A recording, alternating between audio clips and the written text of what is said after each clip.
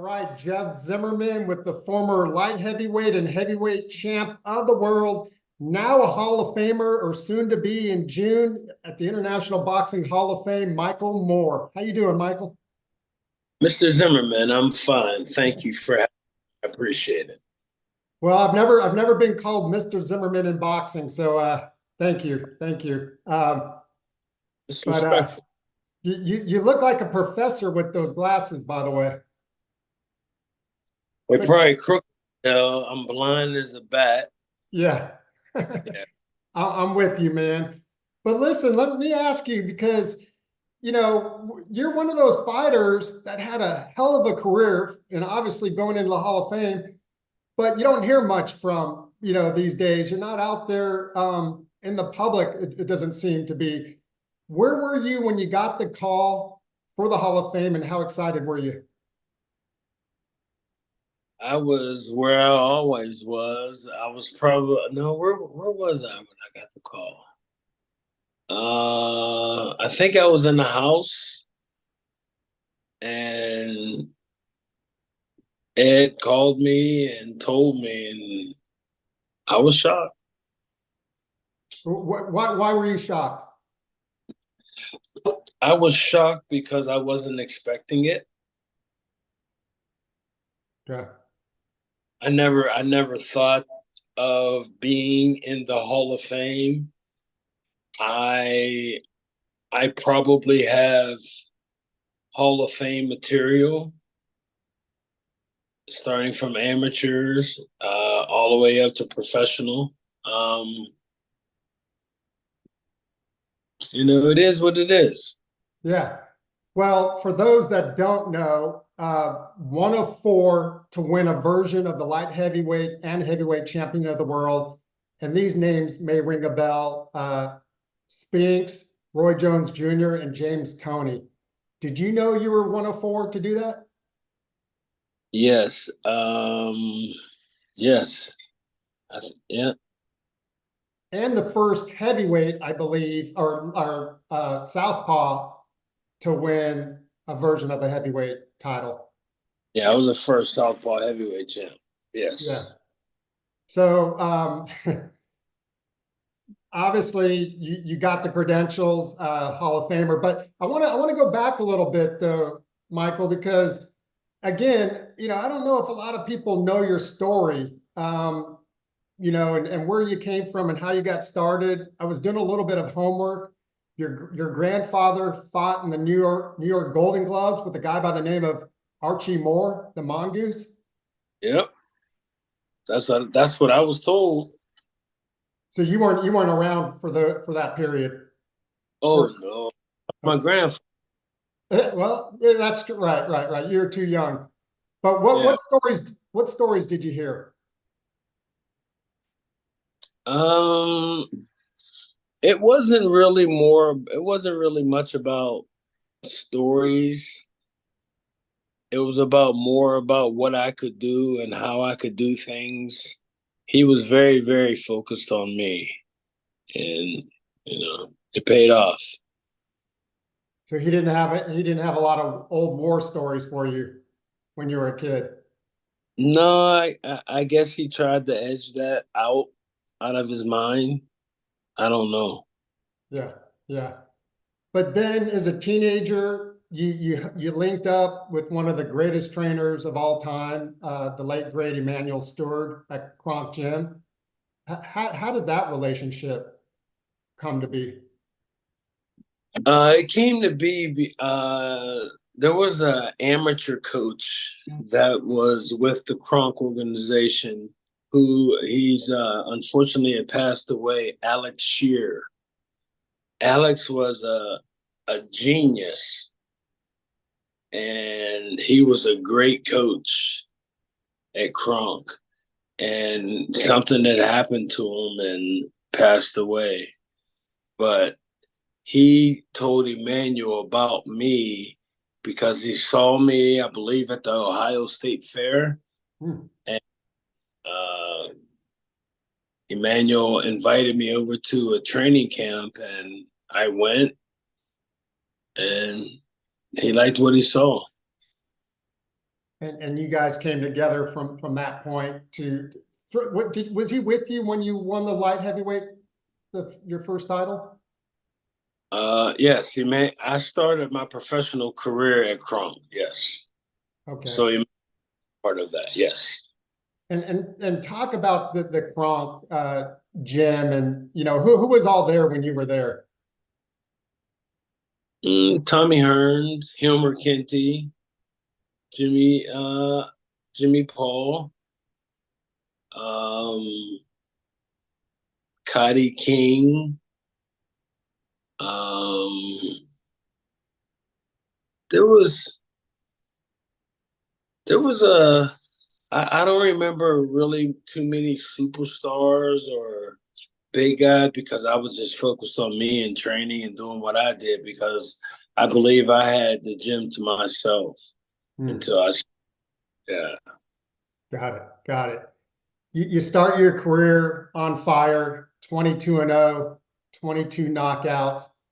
And then I believe you beat, was it Burt Cooper for the WBO title in 92? Correct. Yes, I did. Yep. And what do you remember from that experience? Back then when I was a boxer, I had to have that tough armor. I had to have that. I was, I had to be that guy. I'm one of the nicest guys out there. Hmm. But fuck around and find out. You know what I mean? No. Um, what was the question? I'm sorry. No, just the feeling of winning that first title. You were a national amateur champ. I mean, you were obviously highly sought, and you go on to win your first title against Burt Cooper. What was that feeling? Yeah, well, the fight with Burt Cooper was my first heavyweight title. And Burt Cooper had just got done fighting Evander Holyfield. So a lot of people thought there was going to be, a big upset that he was on. But like I was explaining earlier, I was that, I was that man, I was that man, I was that guy. So I wasn't letting nobody beat me, and um, it was a hell of a fight, but I wasn't going down. Right, right. And talk about the move from light heavyweight to heavyweight, because that's not something you see every day. What kind of, because you're not like the guys today, 6'5", 250, Exactly. you'd be a bridgerweight today or something, or cruiserweight. But what was that move like? What made that decision to go to heavyweight? It was my decision because at the Kronk gym, the way that Emmanuel cooked, I couldn't keep that weight at 175. He made some good ass food and I had to eat it. But my body started to mature to being a man. So I started to grow. I was I said, man, I used to walk around 206 pounds and I would get all the way down to 173, 74 pounds, depleted. Hmm. You know, um, I told Emmanuel, I said, Emmanuel, I don't want to lose no more weight. My body's blooming now. I don't want to lose no more.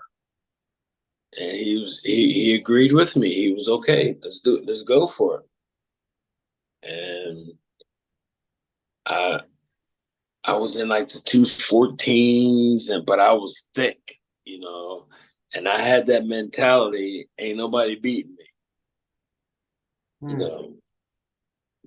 Was cruiserweight an option back then? Not No. at all. Yeah. So 107, or I'm sorry, 175 to 200 essentially. 201, Well, they have cruiserweight was 200. 200. Okay. Yeah. Wow. So you make the move to heavyweight, and you end up beating the real deal, Evander Holyfield, who obviously made the move up, became, I think 4 or 5 time heavyweight champion himself. What was that experience like, sharing the ring with Evander? Well, I don't think it wasn't like a highlight of my career. It was he shared the ring with Michael Moore as well. But I know what you mean. I'm just Yeah. pointing. Um Back then Evander was the guy. And I was the guy also. I told you I had that mentality and ain't nobody beat me. And the first time we fought, that was it. And I proved my point. And people were shocked, but I wasn't, because I thought I was invincible at that time. I was, 26 years old. We all thought we were invincible. Right, right. At 26, we Oh all yeah. did. Yeah, I'm with you there. 7 months later, the fight that probably people talk about more than anything to this day, you and Big George Foreman, the comeback fight, Michael. Talk about that fight. You were dominating the fight, um, the whole fight. In the ninth round, I think, and correct me if I'm wrong, catches you with some hard jabs, and then that one big right hand uh, knocks you down, knocks you out. Um, what do you recall from that time? I remember seeing that right hand coming, and or I've probably seen it on a picture too many times, and I'm thinking I see it like that. Um, I was winning the fight convincingly, and he caught me. That's a part of the game. You know, I was hurt. I was shooken up.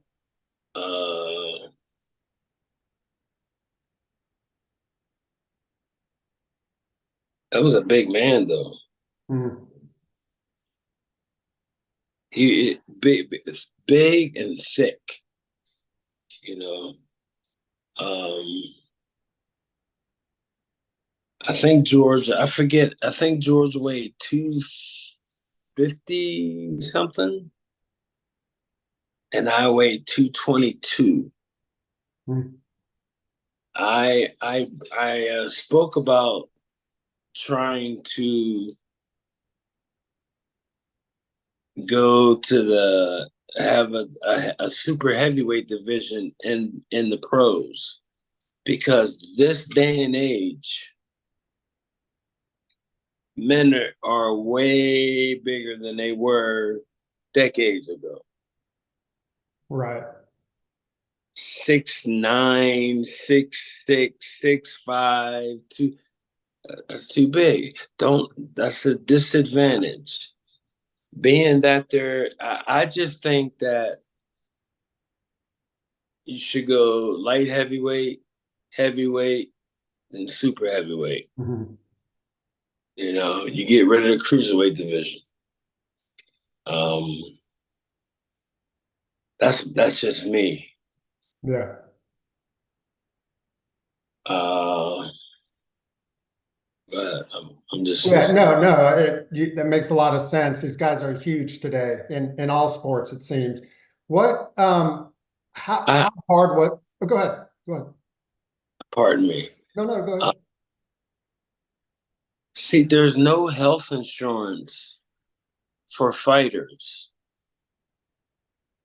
at all.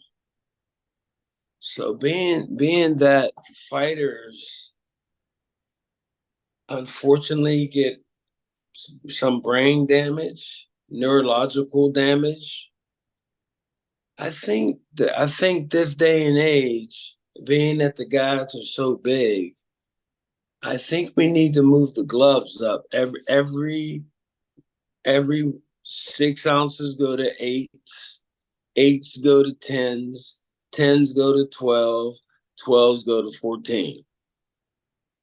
There's no health insurance that takes care of fighters these days. So I think that's fair for the fighters to be granted bigger gloves so they don't have to stay so they don't have the brain damage or the neurological damages that boxing can occur. I think it's something that needs to be talked about. It's terrible. Have you ever brought that up to anybody, like the sanctioning bodies? Nope. First time I talked about it. Wow. Yeah. Yeah. You don't really think about it at those higher weight classes, but as you said, these guys are so massive today. Yeah. It makes a lot of sense. So, hopefully these sanctioning bodies, they talk about safety and the health of the fighters. You know, it, I have a question.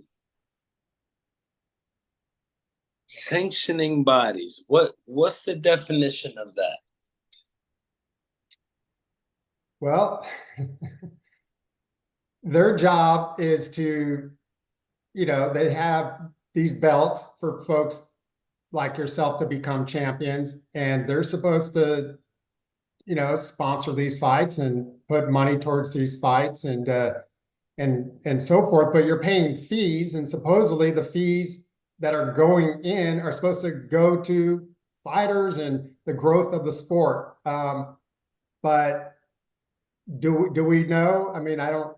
I guess that's the $1 million question: is that money going back into the sport to help fighters that are in need? I think at some level, but not nearly enough, and not for enough fighters. I would say.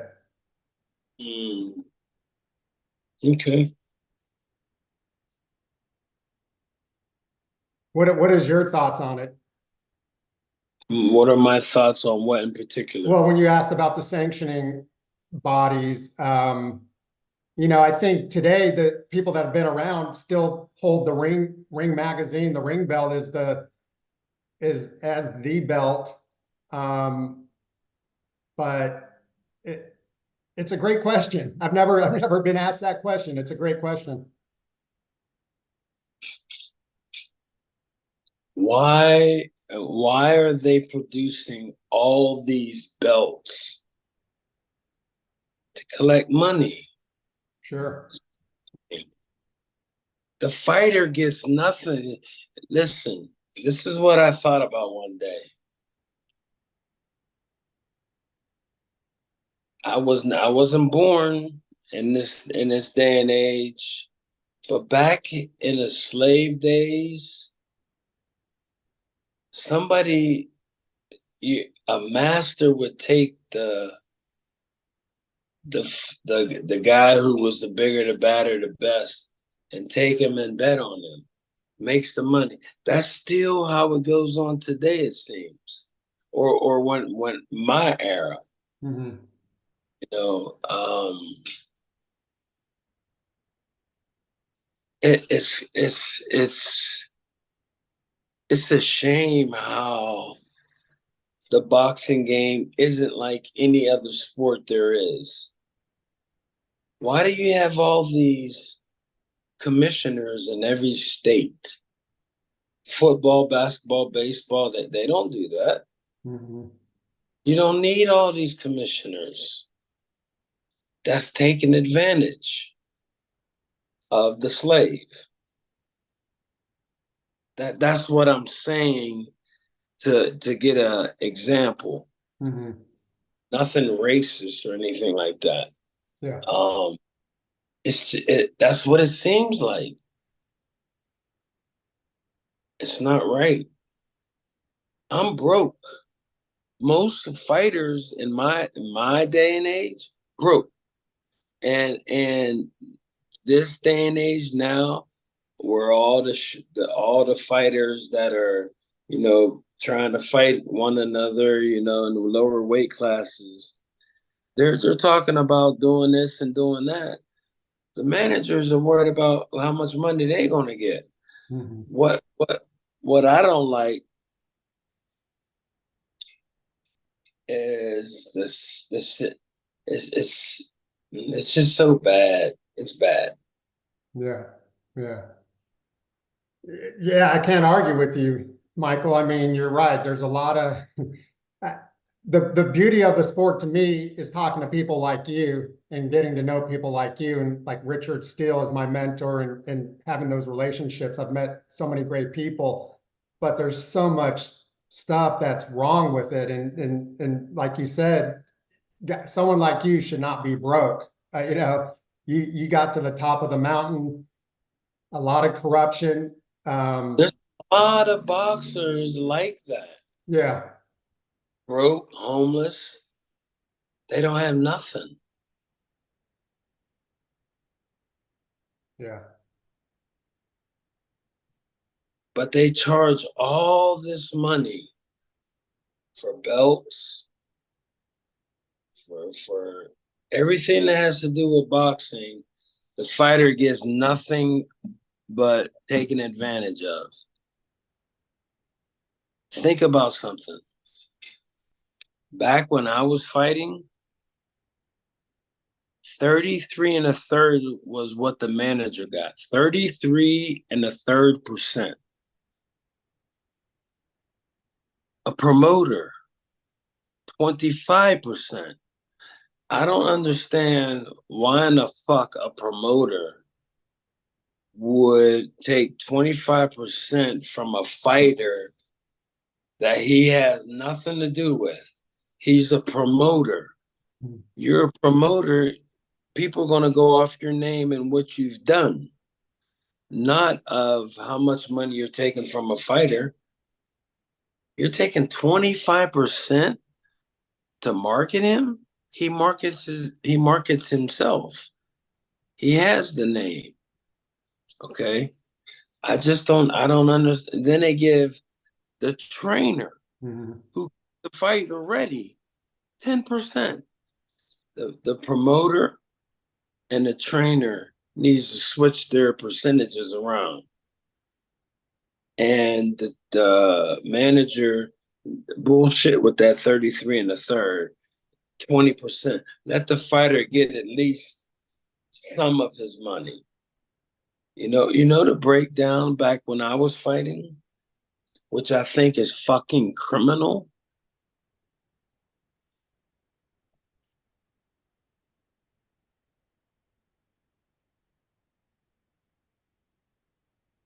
You got a calculator in front of you, right? Yeah. So say for instance, let's go like this. 10 million. Let's start at 10 million. After the fight is over, the check goes to the manager.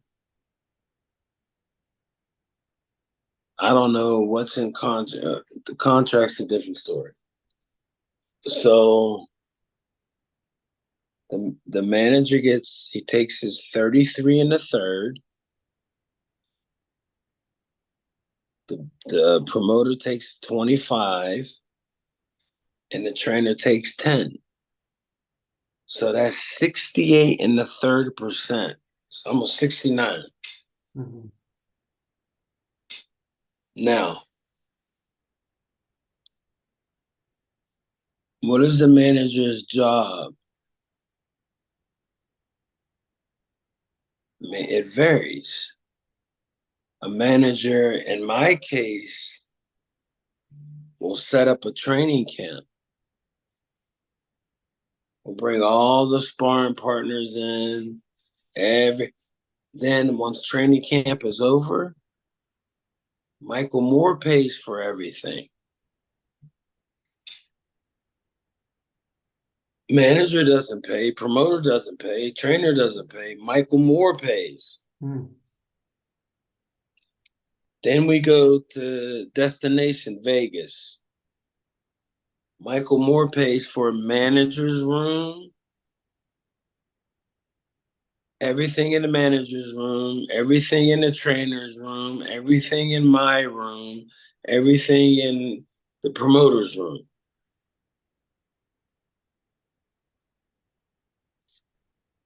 That's criminal shit.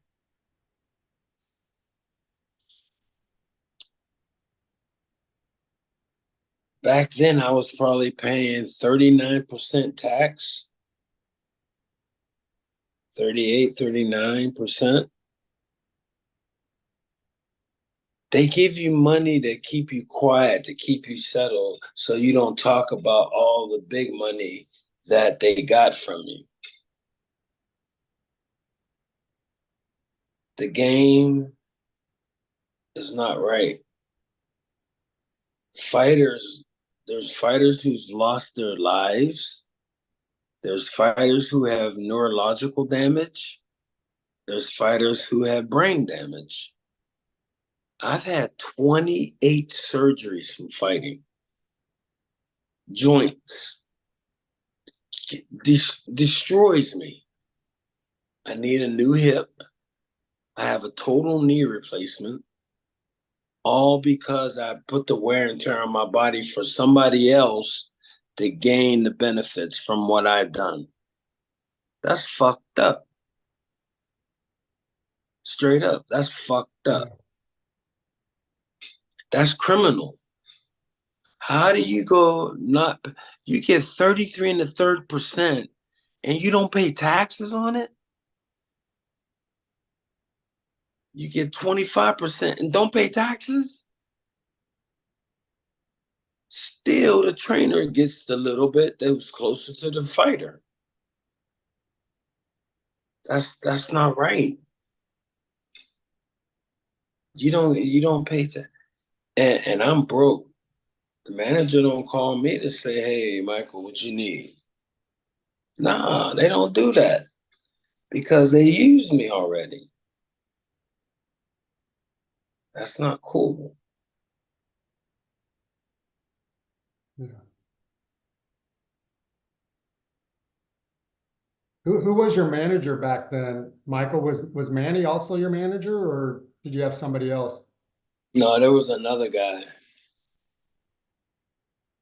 And when you're living it and you're doing, you're focused on the fighting, right? You're focused on the road work, you're focused on the weight.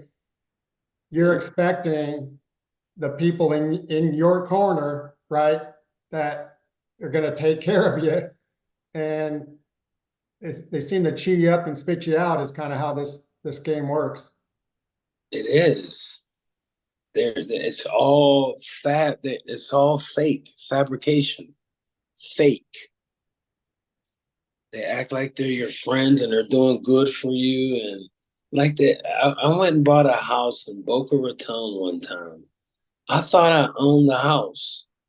They told me I owned it. I never owned it. The fuck do you do with my money? Mhm.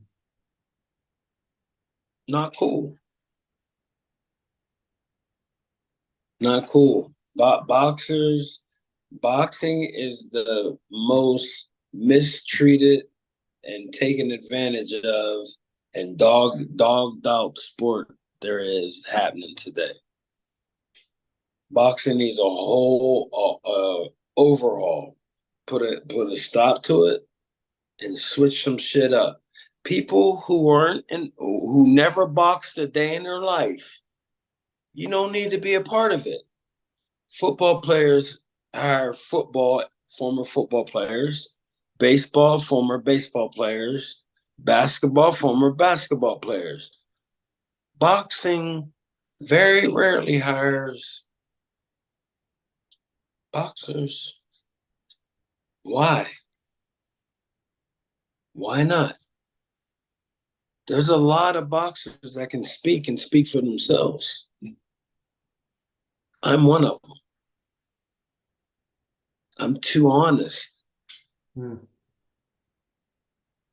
That's that's just the way I grew up. I'm not going to cheat. Do you watch the sport today, or do you just don't really pay attention to it based on, you know, I'm a I'm a fan of boxing, yeah, the fist.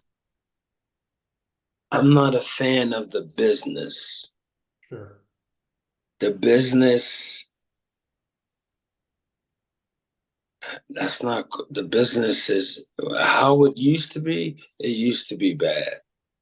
And I don't see how that you get out of the IRS, go get that ass. Woo! Hmm.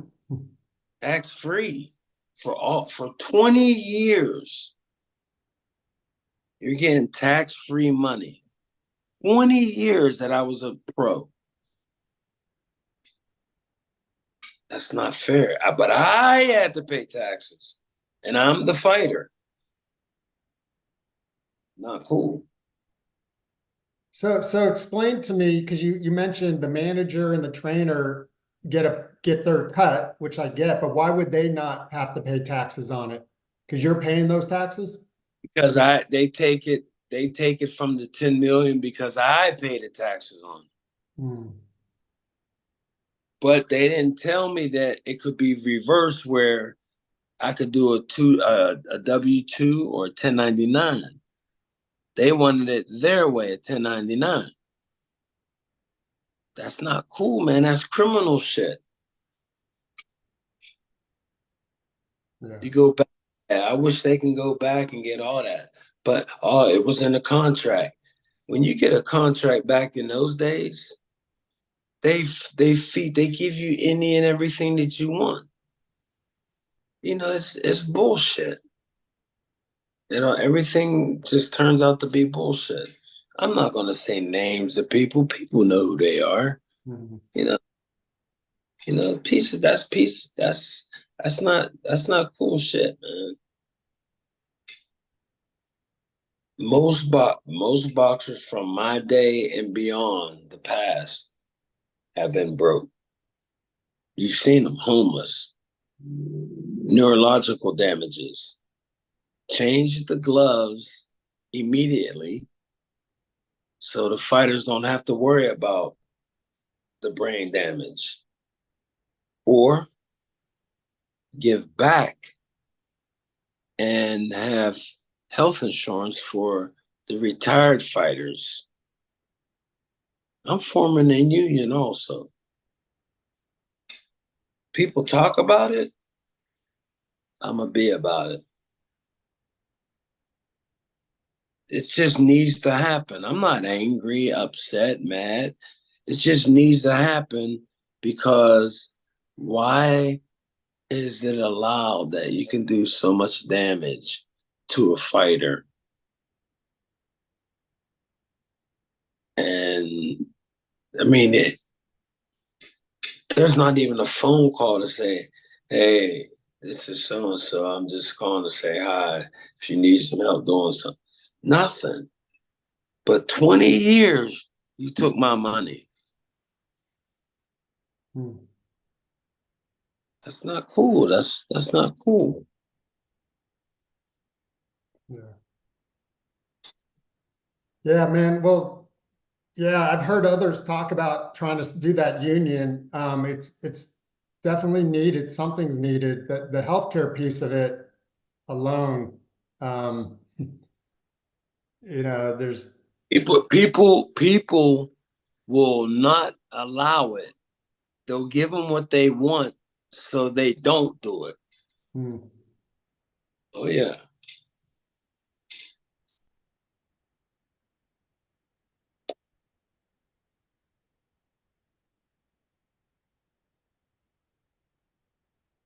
Let me ask you something, Michael. Just I know you're still a fan of the sport itself and the fighters.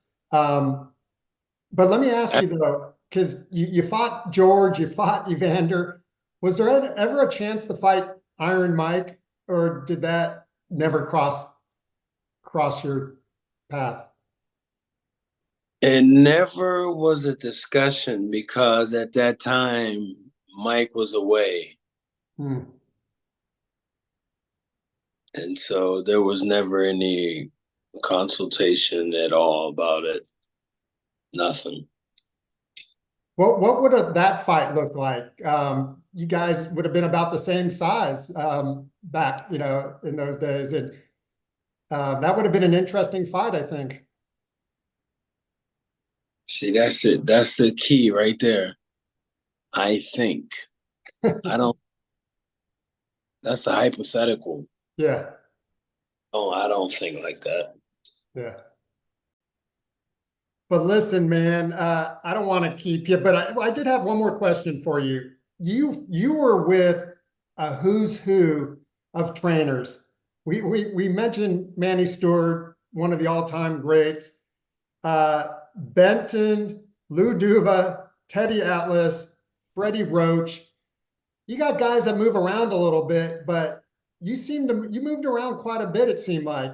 Why I, the changes? And I was a difficult dude to handle. hmm, I didn't give a fuck about nothing. I'm going to do it my way, the way I wanted to do it. I knew boxing. And if you didn't like it, bye. hmm. That's what that was. I was ignorant. I didn't know any better. I thought I had to be tough, you know? Who, Dumb who, shit. I'm sorry, what? Dumb shit. Yeah, yeah, yeah. You were young, like you said, you think you Exactly. know everything. Exactly. Who was the best though? Who was the best that, in your opinion, that you worked under?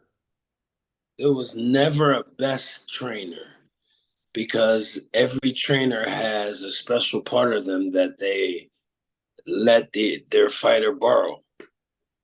They teach them something that they've learned. And that way that fighter can go out there and display it. So they're all special.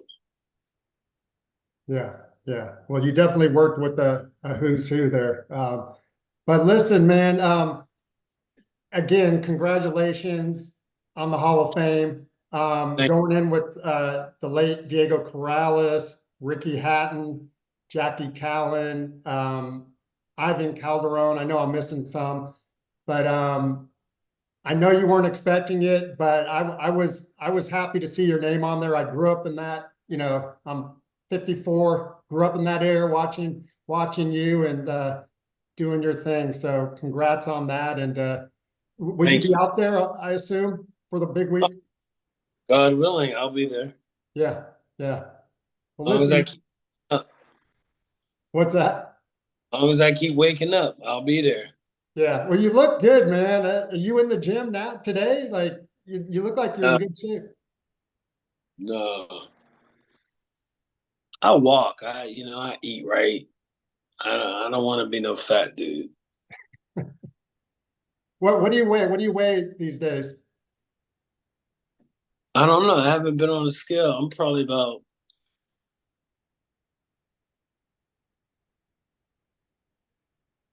212, 214, something like that. You got your fighting weight. There you go. Yeah. Hmm. Well, man, thanks for doing this. I hope we could do it again, Michael. And if there's any news that comes through on the union stuff, let's chat about it. And hopefully this will get some traction out there. All right, Jeff, I appreciate the time and thank you very much. All right, thanks, man. You're Congrats. welcome. Thanks. Thank you.